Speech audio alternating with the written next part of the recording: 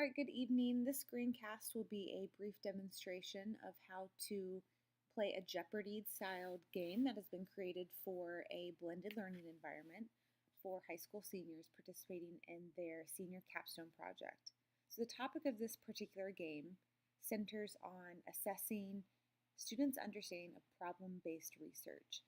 And this step is oftentimes the most difficult part of capstone for our students. So I wanted to have some sort of gaming component that would increase motivation and engagement. So today I'm going to model how the student research teams of groups of 3 can play against one another to hopefully continue to build their knowledge of problem-based research. So as you can see, the initial screen is pretty plain. If I could make any improvements, I would find a way to overlay a Jeopardy themed design, hopefully to make it just a little bit more appealing to the eye. I do like that it does provide an overview game. If you were to click on this purple question mark in the bottom left-hand corner, it shows you just basic instructions, the different navigation icons. It's very simple to use. It's very consistent. You can click back when you're finished. So that's the first part. When you click on these arrows, it progresses you to the next screen. And some of the feedback I received from peers suggested I incorporate sound into the game. But as you can hear, there's plenty of it. The good news is that it does shut off once the game begins. And I don't really mind that feature because, frankly, the bongo music in the background for the whole entire game would probably cause my senior students or even adult learners to probably quit. So the screen allows the players to choose from 1, 2, or 3 players. So for the sake of increasing interactivity with both course content and fellow learners, we're going to select the 3-player option for our demo today. And I'm just going to shut this off real quick. And I like that feature, you can have that option. So this screen right here allows each player's names to be inputted, which could help an instructor translate scores earned into badges, possibly movement on a leaderboard, as you can see over here. I've just kind of been playing around with it several different times, making sure all the questions and the answers line up, or even it could translate into a numerical grade depending on how it's inputted into the course. So I'm going to be player 1. I'll be this green frog guy. I'll make player 2 Bill, and we'll make player 3 Rachel. Friends minus 4.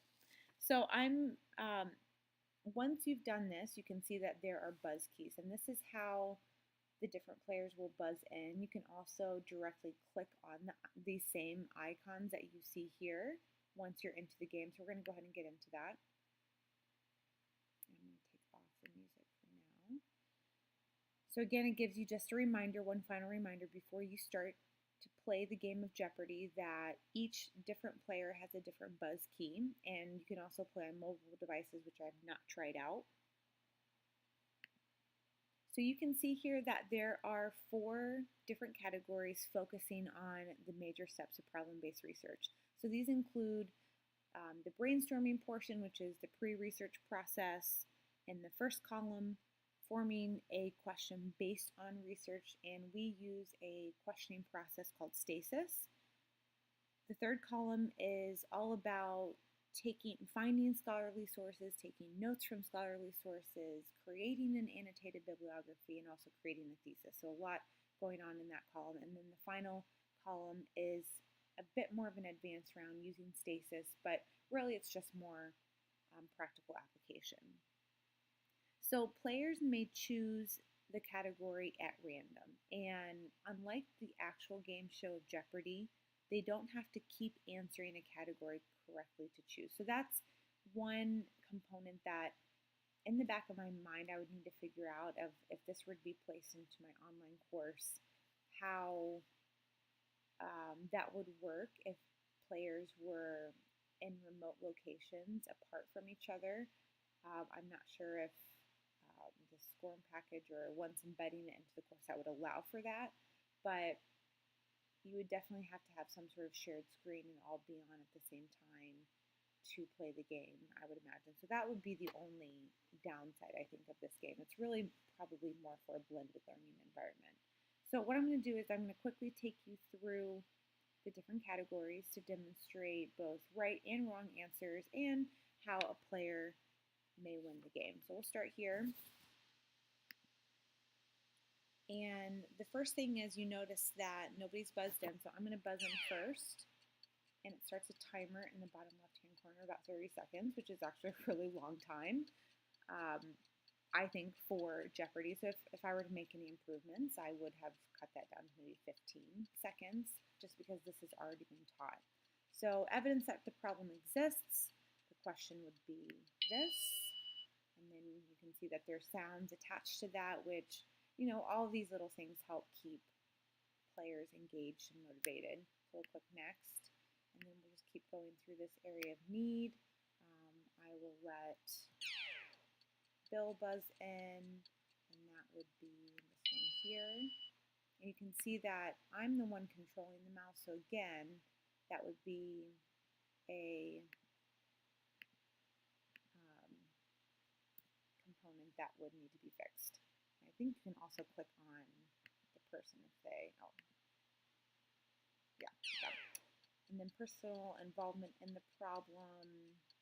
Let's have her choose this one. Correct again. 400. Organizational support for the problem. We'll have myself click in. Peers, school personnel, and professionals. And the final category, importance of the problem. We'll have Bill buzz in there, and we'll have him choose this one. So again, all correct answers, and you can see that it tallies up the score for you. We move on to the second column, asking the right research question. We'll have Bill buzz in again, the above.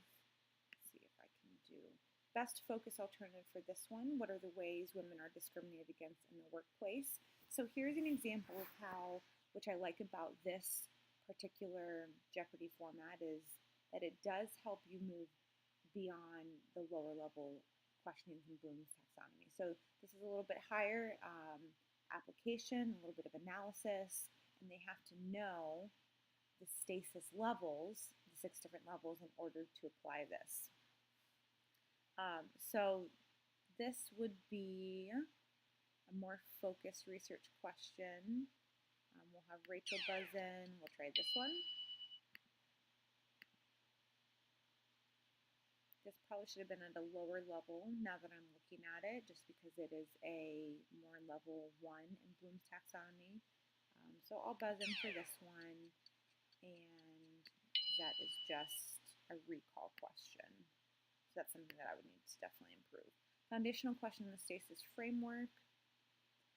We'll let Bill buzz in. I'm just using my mouse now because it's a little bit easier on my laptop.